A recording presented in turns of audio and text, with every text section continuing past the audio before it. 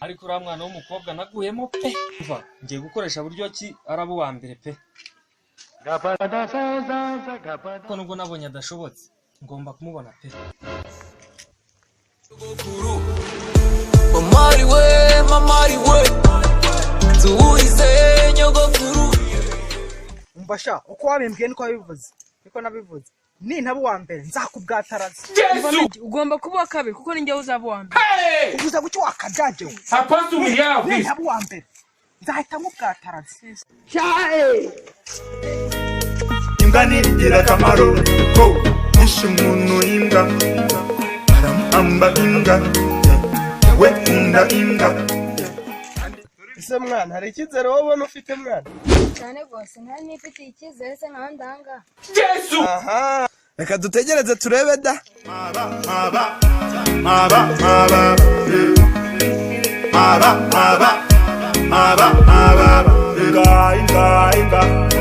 imbwa ikura inka. No. Ihita kwishuka Yomba kumbuye imfata phone gahamagara Bamfite ibitwenge gusa burya man numvise ko hari amarushanwa tugenda turebe wa mbere atavuna Ugize ngo iki? ariko shaho ugira inda Akugurira se wamufashe gusubiza ibibazo. Yesu. utagira inda se wone umuti uhetse Hey! yewe tugende ko Apostle we have this. Bajya guhiga ikabafasha guhiga. Semana yari ryabaye cya shobora kuba hari ubushera. Yesu. Geriyo turebe ndabona bazanye n'umukenke. Ugize ngo iki? Mamari we tuwize nyogokuru Mamari we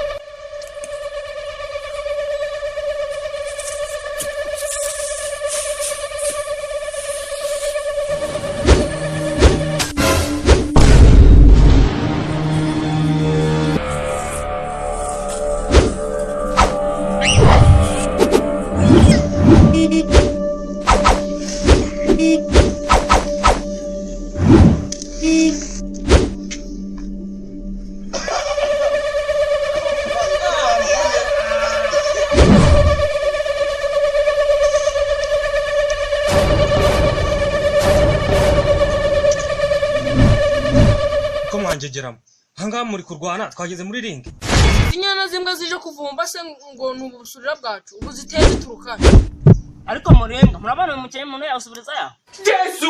muceceka aho ngaho sha hano ntabwo twaje mu bukwe ngo murazana imikino okay ngira ngo mwarengera rero tukabanza tukiyambaza Imana ibyaha mumaze gukora mukabyihana muhaguruke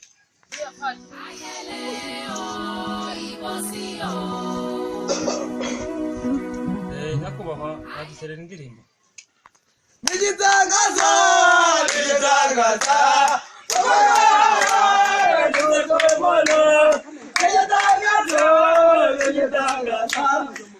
Tezi lo mo bo wa le torí Ọlọ́run. Mo jẹ jìyà lórí àwọn ọmọ yìí o.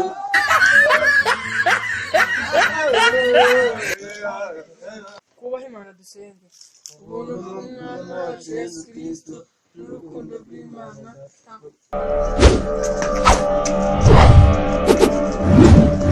Jesus is Lord. Hey!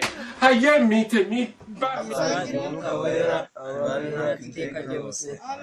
Yesu. bari harimo bihorere n'isekibi yari yabateye icara tukababwira wabaye wa mbere kugira ngo ducunguze uburyo umwe rero ubwo ngubwo ngira ngo mwakicara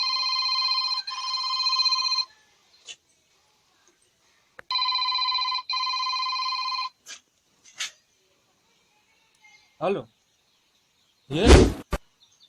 ngurushanwa rirahagaritswe Yesu.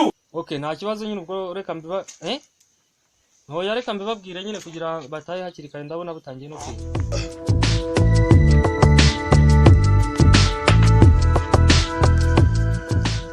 ntabwo rero babwira umuntu wabaye wa mbere wahora n'iki ko kutubwira uwa mbere babisubiza yesu we ndapfuye we